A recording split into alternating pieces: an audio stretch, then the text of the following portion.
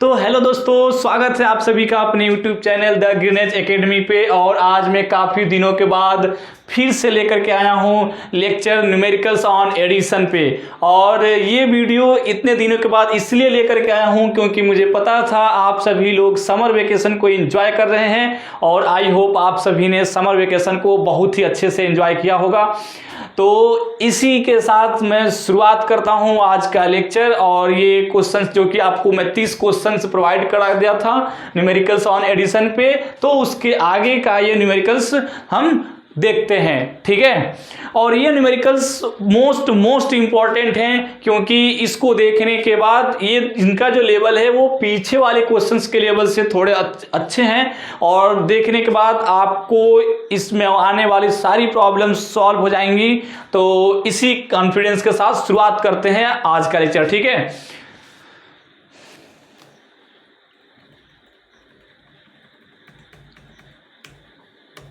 चलिए, तो मैं बात करता हूं जो क्वेश्चन से 31 क्वेश्चन ये है। The three vectors a is 3i minus 2j plus k vector b minus i cap minus 3j plus 5k and c vector c equals to 2i plus j minus 4k form. आपका option है an equilateral triangle, isosceles triangle, right angle triangle, no triangle. तो आपको ये questions दिया हुआ है और इसमें आपको बताने हैं कि चारों में से कौन सा ऑप्शन सही है। तो क्वेश्चंस की बात करें तो ये वेक्टर ए मतलब 3 वेक्टर आपको दे दिए गए हैं और तीनों वेक्टर में से आपको ट्रायंगल पता करना है कि ट्रायंगल का कौन सा टाइप है। तो मैं बात करूं इक्विलैटरल ट्रायंगल की, तो आप सबको पता होगा इक्विलैटरल ट्रायंगल का मतलब जिनके तीनों भुजाएं क्या होती हैं, बराबर होती हैं, जिन्हें हम हिंदी में समबाहु त्रिभुज कहते हैं। आइसोसेलेस ट्रायंगल मतलब जिनकी 2 भुजाएं बराबर होती हैं तो उन्हें हम आइसोसेलेस ट्रायंगल कहते हैं, हिंदी में बोलेंगे समद्विबाहु त्रिभुज। और तीसरा है राइट एंगल ट्रायंगल मतलब एक ट्रायंगल में एक एंगल ऐसा होगा जो राइट एंगल मतलब 90 डिग्री होगा और नो ट्रायंगल का मतलब कोई ट्रायंगल फॉर्म नहीं होगा। तो सबसे पहले हम बात करते हैं इस वेक्टर का आप चेक करो मैग्नीट्यूड, क्योंकि आप 3 वेक्टर को उस तरीके से लगा सकते हो। यदि आपके तीनों का साइड पता है तो आप पता कर सकते हो कि ये वेक्टर या ये जो ट्रायंगल फॉर्म हो रहा है या जो शेप फॉर्म हो रहा है वो ट्रायंगल के कौन सा ट्रायंगल है, किस टाइप का ट्रायंगल है। चलिए, तो मैं बात करता हूं सबसे पहले वेक्टर ए का।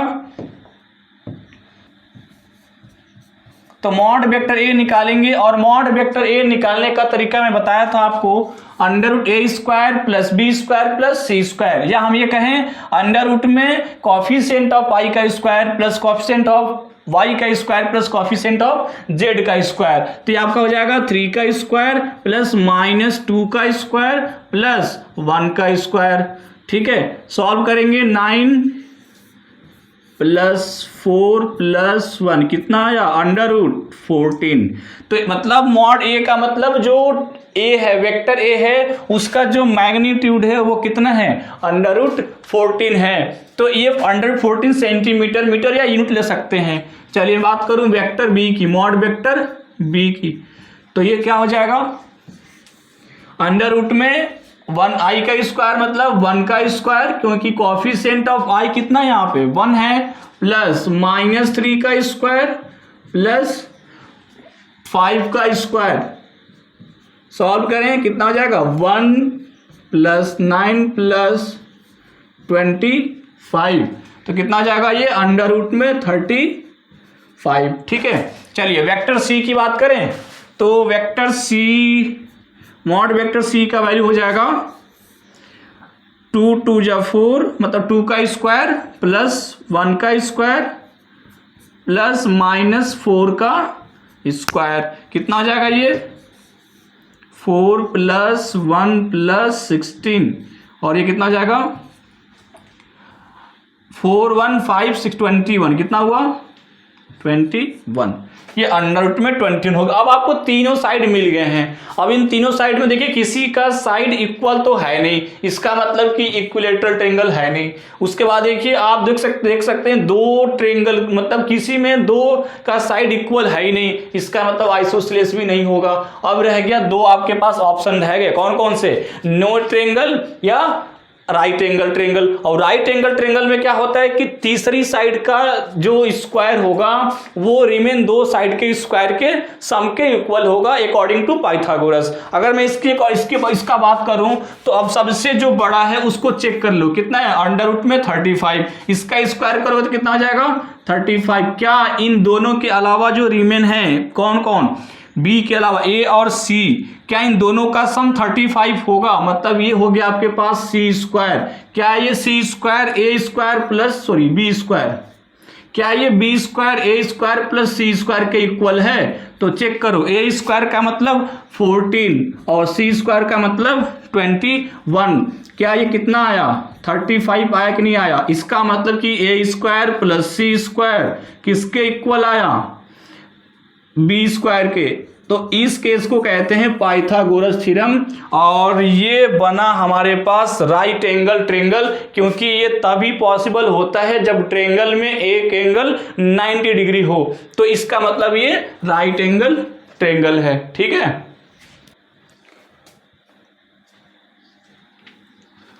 तो शुरुआत करते हैं नेक्स्ट क्वेश्चन 32 से। जो क्वेश्चन ये है 32, for the figure vector A plus vector B equals to c, vector B plus vector c equals to vector a और vector C plus vector A equals to vector b, vector A plus vector B plus vector c equals to 0।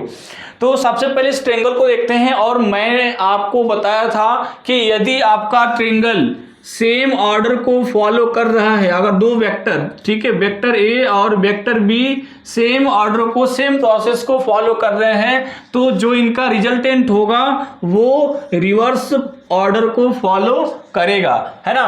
तो इस तरीके से अगर ये line ऐसे गई है तो जो इनका रिजल्टेंट होगा वो इस तरीके से जाएगा, वो सेम ऑर्डर में नहीं रहेगा।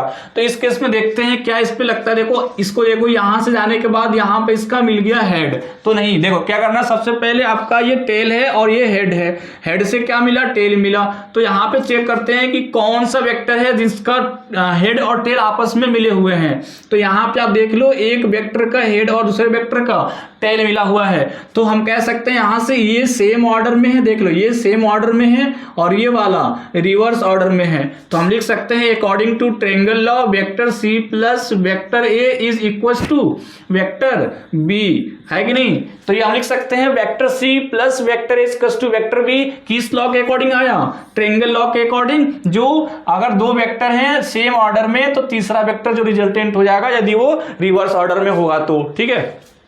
तो इसमें ऑप्शन देखते हैं vector C plus vector A equal to vector B, option C सही है, ठीक है। तो नेक्स्ट देखते हैं। नेक्स्ट क्वेश्चन है आपके पास, let vector C plus vector A plus vector C equal to vector A plus vector b, then उसके बाद आपके पास ऑप्शन आया। ऑप्शन ये है कि vector C is always greater than vector A.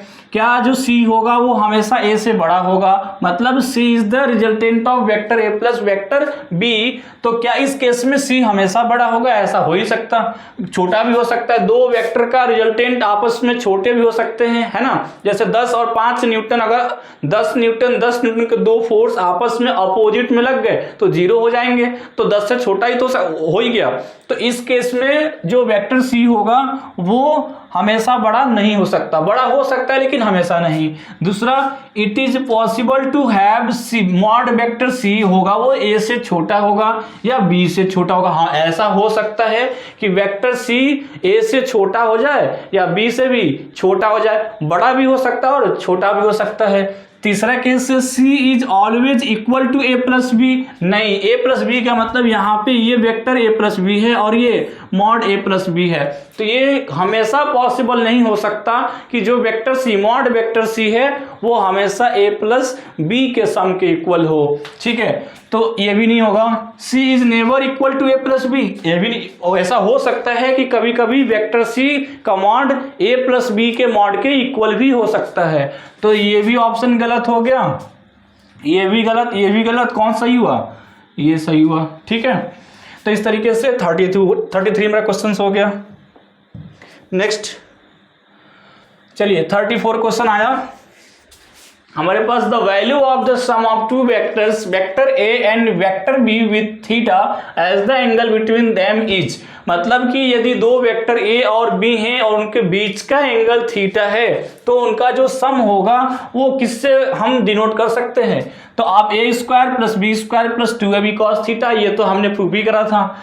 A square minus B square plus 2ab cos theta, ये कहीं नहीं है। A square plus B square minus 2ab sin theta, ऐसा भी कहीं नहीं है। A square plus B square plus 2ab sin theta, ऐसा भी नहीं है। तो कौन सा सही ऑप्शन?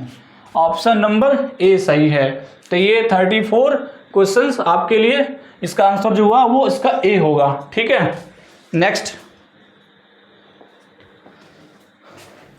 चलिए 35 देखते हैं। 35 क्वेश्चंस ये है कि following force start acting on a particle at rest at the origin of the coordinate system simultaneously. F1 is equals to minus 4i minus 5j plus 5k cap, F2 है आपका 5i plus 8j plus 6k cap, और F3 है minus 3i plus 4j minus 7k cap, और F4 है 2i minus 3j minus 2 cap, then the particle will move. तो कह रहा है कि जब इतने फोर्स किसी पार्टिकल पे एक्ट करेंगे, वो भी कहाँ पे? ओरिजिन पे। ठीक है, कोऑर्डिनेट सिस्टम के ओरिजिन पे, तो ये बताओ वो पार्टिकल वहां से किस डायरेक्शन में मूव करेगा। आपके ऑप्शंस हैं वाई प्लेन में, एक्स वाई प्लेन में, वाई जेड प्लेन में, एक्स जेड प्लेन में, और अलोंग एक्स एक्सिस।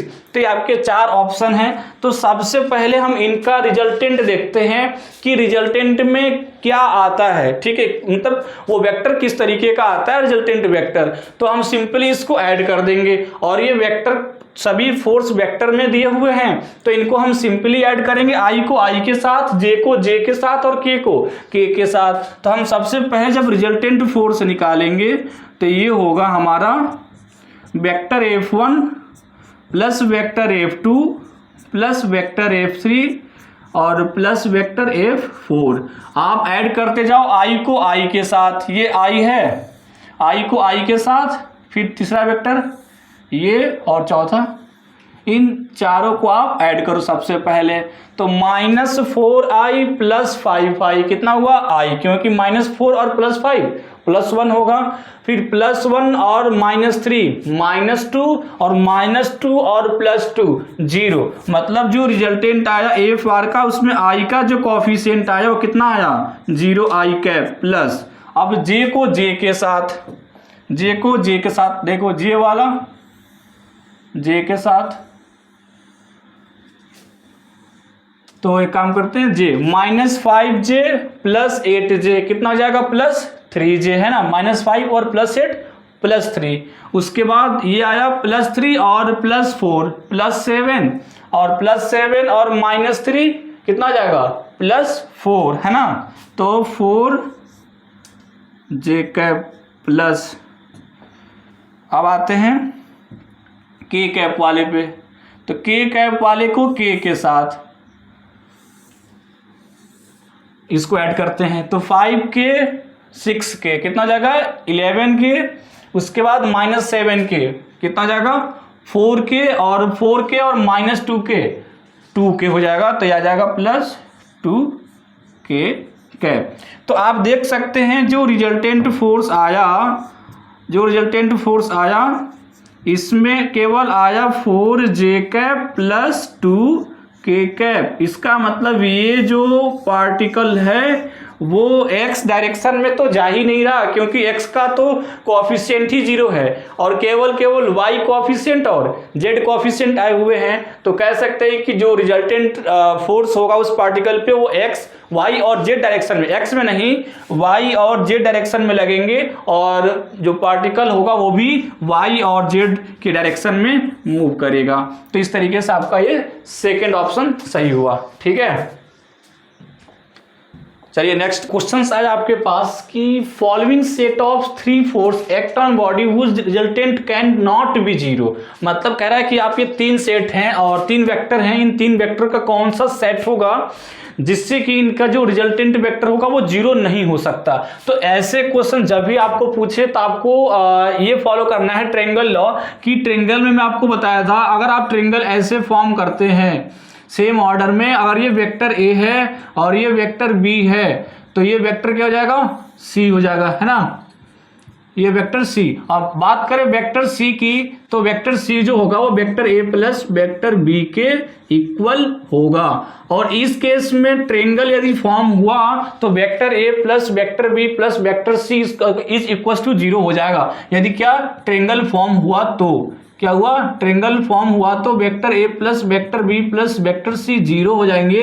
ये तब होगा जब सेम ऑर्डर में रहेंगे, किसमें, सेम ऑर्डर में। और नहीं तो क्या हो जाएगा, vector C equal to vector A plus vector B. तो आपको इस केस में क्या लगाना है कि सबसे पहले दो वेक्टर का सम देखना है। क्या, सम ऑफ टू वेक्टर यदि ग्रेटर और equal to remain third vector या रिमेन वेक्टर, यदि sum of two vector remain vector के ग्रेटर देन या इक्वल टू हो जाता है तो वो उनका जो रिजल्टेंट होगा वो 0 हो सकता है। तो अगर मैं बात करूं पहले वाले की तो ये है 10 प्लस 10 कितना हो जाएगा, 20, मतलब 20 इज ग्रेटर देन 10। इसका मतलब कि ये 0 हो सकता है, लेकिन आपको बताना है कौन 0 नहीं हो सकता।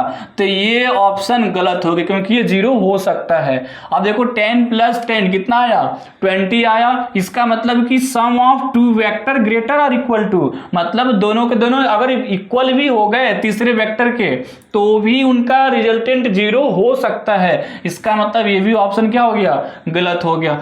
इसकी बात करें तो 10 प्लस 20 कितना हुआ, 30। इसका मतलब कि 30 इज ग्रेटर देन 20, तो ये भी क्या हो सकता है, ये भी 0 हो सकता है। इसका मतलब ये भी ऑप्शन क्या है, गलत है। चौथा ऑप्शन देखते हैं, 10 प्लस 20, इसका मतलब कितना हो गया, 30, और ये क्या है, लेस देन 40, मतलब दो वेक्टर का सम तीसरे वेक्टर से छोटा हो गया तो ट्रायंगल फॉर्म ही नहीं होगा। क्योंकि ट्रायंगल तब फॉर्म होता है जब ट्रायंगल के दो साइड का सम या तो तीसरे से क्या हो, बड़ा होना चाहिए, तभी ट्रायंगल फॉर्म होगा। ये ट्रायंगल इनइक्वालिटी हो गया, इसका मतलब ये 0 नहीं होगा और यही ऑप्शन सही होगा। ठीक है, तो ऑप्शन डी आपका सही आंसर है। चलिए 37 क्वेश्चन पे, when 3 forces of 50 Newton, 30 Newton and 15 Newton act on body, then body is, अब क्या कह रहा है कि आप बताओ तब बॉडी किस में रहेगी। देन ये कह रहा है 3 forces act on body then at rest, moving with a uniform velocity, in equilibrium, moving with an acceleration। तो अब आप देखो इन तीनों का जब सम करोगे तो कुछ ना कुछ फोर्स आएगा, मतलब ये तीनों आपस में कैंसिल आउट नहीं कर सकते।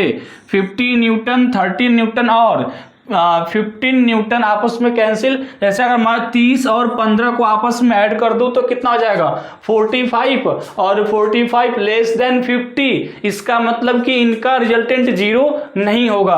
और यदि किसी ऑब्जेक्ट पे तीन फोर्स लग रहे हैं, ठीक है, और इनका रिजल्टेंट 0 नहीं है, इसका मतलब फोर्स वर्क कर रहा है। और according to Newton second law F equals to ma, तो यदि किसी ऑब्जेक्ट पे फोर्स लग रहा है तो उसके पास क्या है, एक्सीलरेशन है, मतलब object moving with an acceleration सही है। यदि फोर्स 0 नहीं हुआ तो उसके पास क्या रहेगा, एक्सीलरेशन रहेगा। तो वो जो ऑब्जेक्ट होगा वो किससे मूव करेगा, एक्सीलरेशन से मूव करेगा। ठीक है, चलिए next, the sum of two forces acting at a point is 16 Newton if the resultant force is 8 Newton and its direction is perpendicular to minimum force, then the force are। तो आपको बताना है कि यदि दो वेक्टर क्या कर रहे हैं, दो वेक्टर लग रहे हैं, सम ऑफ टू फोर्स कितना है, 16 न्यूटन, मतलब A प्लस बी दे रखा है आपको कितना, 16 न्यूटन। ये याद रहे, ये क्या है, मैग्नीट्यूड है A प्लस बी का। उसके बाद बोला है रिजल्टेंट फोर्स इज 8 न्यूटन, मतलब जो R है वो कितना है, रिजल्टेंट मतलब मॉड, ये है vector A plus vector B का मॉड, कितना आया, 8 न्यूटन। ठीक है, उसके बाद इस direction is perpendicular to minimum force. मैं मान लेता हूं कि सबसे छोटा फोर्स A है, A क्या है, लेस देन B, A क्या है, B से छोटा है। तो इससे जो रिजल्टेंट है, मतलब angle between R and A कितना बन रहा है, दे रहा है कितना, परपेंडिकुलर, मतलब थीटा जो बन रहा है इन दोनों के बीच में जो अल्फा बन रहा है वो कितना है 90 डिग्री। तो बताना है आपको कि वो फोर्स क्या क्या है। ठीक है, चलो तो मैं बात करता हूँ यहाँ पे R equals to A square plus B square plus 2ab cos theta, है ना। ये होता है R square plus A square plus 2ab cos theta का। अब मैं बात करूं दो वेक्टर, मतलब एक वेक्टर और रिजल्टेंट के बीच में एंगल कैसे फाइंड आउट करते हैं, तो वो निकालते हैं tan alpha equals to b sine theta और divide by a plus B cos theta से। ठीक है, अब आपको दे रखा है a प्लस बी, अब ये दे रखा है कितना, r दे रखा है 64, मतलब 8 दे रखा है और 8 का स्क्वायर 64 और a square plus B square plus 2ab cos theta, a square plus B square plus 2ab। अब यहाँ से हम कॉस थीटा का निकाल लेंगे वैल्यू, यहाँ से tan अल्फा कितना दे रखा है tan 90, तो हम यहाँ से b साइन थीटा और divide by a plus B cos theta, है ना। तो यहाँ से हम जो सॉल्व करेंगे तो 90 का वैल्यू कितना होता है इनफाइनाइट, तो यहाँ से इनफाइनाइट करेंगे तो हो जाएगा 1/0, है ना, होगा ना। साइन 90 बाई कॉस 90, साइन 90 का वैल्यू 1 और कॉस 90 का वैल्यू 0, तो ये हो जाएगा। अगर मैं क्रॉस मल्टीप्लाई करें तो a plus B cos theta कितना हो जाएगा 0 हो जाएगा। इसका मतलब कॉस थीटा यहाँ सॉल्व करेंगे आ जाएगा माइनस a बाई बी, तो कॉस थीटा का वैल्यू यहाँ से आया माइनस a बाई बी, यहाँ पे आप रख दो 2ab कॉस थीटा के जगह पे minus a by B, B से बी कैंसिल हुआ, हो जाएगा आपके पास a square plus B square minus 2a square, मतलब ये बन गया b square minus a square 64। अब यहाँ आप सॉल्व कर सकते हैं इसको, 64 is equals to b minus a और एक ब्रैकेट में b प्लस a, तो b प्लस a का जो दे रखा है वैल्यू कितना दे रखा है, यहाँ पे करते हैं इसे, b प्लस a दे रखा है a प्लस बी 16 न्यूटन, तो हम यहाँ पे रखेंगे 64 equals to b minus a और यहाँ पे दे रखा है कितना 16, तो ये कितना हो जाएगा b minus a is equals to 16 4 जा 64, तो ये हो जाएगा 4, तो b माइनस a हो गया आपका 4 और b प्लस a दे रखा है कितना 16, इन दोनों को ऐड कर दें तो कितना हो जाएगा 2b इक्वल्स टू 20, तो b इक्वल्स टू 10, तो b कितना आ गया 10 आ गया। और अब a निकालेंगे तो कितना आ जाएगा, b minus a equals to 4 है, जैसे यहाँ पे 10 रखेंगे तो a इक्वल्स टू कितना आ जाएगा 6, तो आपके पास दो वेक्टर आ गए 6 और 10। तो ऑप्शन जो आप आई और बी लगाना है तो ऑप्शन चेक करते हैं कौन कौन से, 4 और 6 और 10, तो 6 न्यूटन 10 न्यूटन, तो ऑप्शन ए सही है। ठीक है, इस तरीके से आप सॉल्व कर सकते हैं। नेक्स्ट चलिए 39 क्वेश्चन आया, कह रहा है कि if vector p q r have magnitude 5 12 13 unit and p plus q equals to vector r, then angle between q and r is, तो इसको आप सिंपली ऐसे ऐड कर सकते हैं। इसका मतलब आपको देखने से लग रहा है कि 5 और 12 को वेक्टर सम किए तो 13 आ गया, इसका मतलब ये तो बिल्कुल 90 डिग्री वाला केस बन रहा है कि नहीं। यहाँ पे 5 यहाँ पे 12, इसको माना है p, वेक्टर p दे रखा है 5 और q दे रखा है कितना 12, और इन दोनों का जो वेक्टर सम है वो कितना दे रखा है, vector p plus vector q वो दे रखा है 13। ठीक है, तो आप समझ सकते हैं ये जो केस है, इस केस में p और q के बीच में कितना डिग्री बन रहा है 90 डिग्री। तो आपसे क्या पूछा है, बताना है angle between q and r, तो q और r, ये r वेक्टर है और ये r है और ये क्या है q है, इनके बीच में एंगल बताना है। मान लो मैं मान लिया अल्फा, कितना माना अल्फा, आपको ये अल्फा बताना है, ये 5 है, ये 12 है और ये वाला 13 है, तो बताओ कॉस अल्फा इक्वल्स टू क्या होगा, ये जब यहाँ पे अल्फा है तो ये परपेंडिकुलर और ये बेस और ये हाइपोटेनस, तो cos theta equals to base upon hypotenuse, कितना आया 5, बेस कितना है 12, बेस है 12 और डिवाइड बाई 13, तो अल्फा आ गया कॉस इनवर्स 12/13, 13। बोलो आया कि नहीं आया? तो इजी क्वेश्चन था। इसको हम ऐसे अगर चाहें तो आप a square plus B square plus 2ab cos theta पे कर सकते हैं, लेकिन वो थोड़ा सा लंबा प्रोसेस हो जाएगा। लेकिन देखने से ही लग रहा है कि 5 का स्क्वायर प्लस 12 का स्क्वायर 13 का स्क्वायर होता है। इस केस में ये राइट एंगल ट्रायंगल बन रहा है, मतलब ये वेक्टर और ये वेक्टर दोनों आपस में कितना बना रहे हैं? 90 डिग्री बना रहे हैं। तो सिंपली हम इसको ऐड कर सकते हैं वेक्टर सम से, और यहाँ पे अल्फा निकालना था क्यू और आर के बीच में, आर मतलब रिजल्टेंट के बीच में। तो जो 40 क्वेश्चन है ये है the resultant of two vector A and B is perpendicular to the vector A and its magnitude is equal to half the magnitude of vector B. The angle between A and B is. तो आपको बताना है कि दो vector हैं और उन दोनों का जो रिजल्टेंट है वो वेक्टर ए पे क्या है? परपेंडिकुलर है। तो आपको बताना है कि ये बताओ, और उनका जो वैल्यू है, जो इनका जो मैग्नीट्यूड है वो बी का आधा है। तो बताओ कि उनके बीच में ए और बी के बीच में एंगल क्या है। तो सॉल्व करते हैं इसे। जो दे रखा है वो सबसे पहले लिखते हैं, मतलब जो resultant of two vector A and जो बी होगा उसको हम लिखेंगे वेक्टर ए प्लस वेक्टर बी। वो कितना दे रखा है? और वो है वेक्टर बी के आधा। ठीक है, तो बी का आधा है किसमें? मैग्नीट्यूड में। इसको हम लिख सकते हैं vector R mod vector R equals to vector A plus vector B equals to B by 2। ये आपका क्वेश्चंस में दिया हुआ है। उसके बाद दे रखा है कि जो वेक्टर ए प्लस वेक्टर बी है वो क्या है? वो बी पर मतलब ए पर क्या है? परपेंडिकुलर है।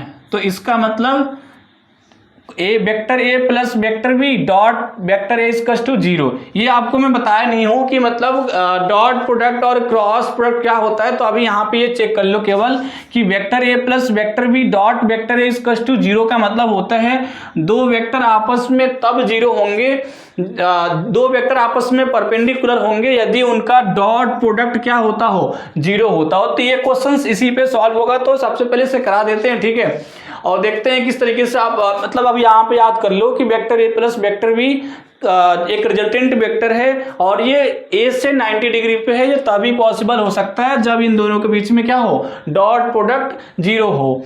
तो ये हो गया हमारे पास। यहां से मैं केस लेके चलूं तो वेक्टर ए डॉट वेक्टर ए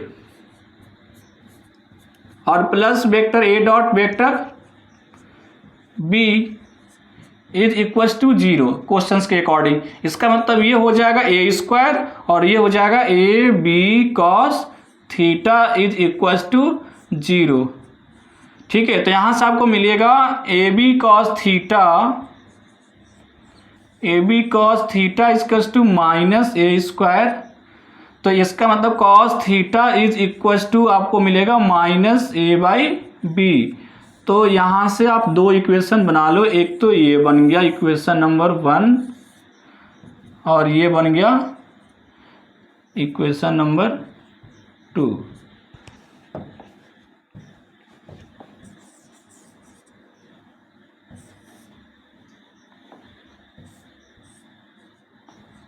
ये बन गया आपका इक्वेशन नंबर 1। अब उसको सॉल्व करते हैं किससे? R square equals to A square plus B square plus 2ab से।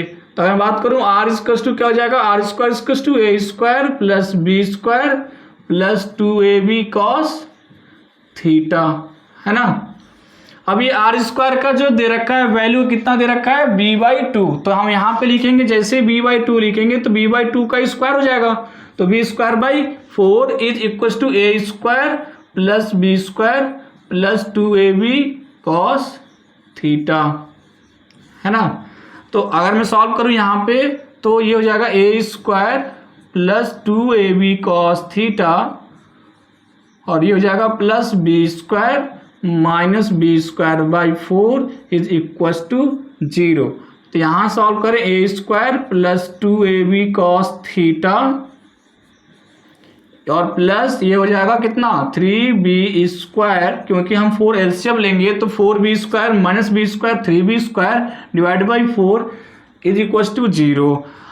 अब मैं यहाँ से बात करूँ कि यहाँ से ए बी कॉस थीटा के जगह पे मैं लिख सकता हूँ माइनस ए स्क्वायर, है कि नहीं। अगर यहाँ से मैं बात करूँ, यहाँ से निकालूँ ए बी कॉस थीटा, तो क्या आ जाएगा माइनस ए स्क्वायर, जो कि मैं यहाँ पे लिख रखे हैं A B cos theta equals to minus A square. तो क्या मैं ए बी कॉस थीटा के जगह पे लिख सकता हूँ माइनस ए स्क्वायर, तो ये हो जाएगा माइनस 2a स्क्वायर। कितना आ जाएगा ये माइनस 2a स्क्वायर और plus 3b square divide by 4 is equal to 0। अब ये A square minus 2 square minus A square होगा और उधर जाएगा तो प्लस ए स्क्वायर, तो 3b square divide by 4 is equal to A square.